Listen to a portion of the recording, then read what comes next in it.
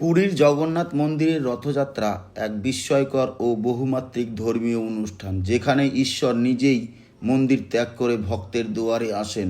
গর্ভগৃহ থেকে জগন্নাথ, বলভদ্র ও সুভদ্রা এসে তিনটি রথে স্থাপিত হয় এবং এই তিনটি রথের নাম ও তাদের চাকার সংখ্যা কত তা জেনে নিন।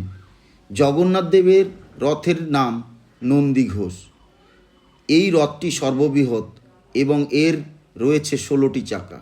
বলভদ্রের রথের নাম তালধ্বজ, যার আছে 14টি চাকা। আর সুভদ্রার রথ দর্পদলন, এতে থাকে 12টি চাকা।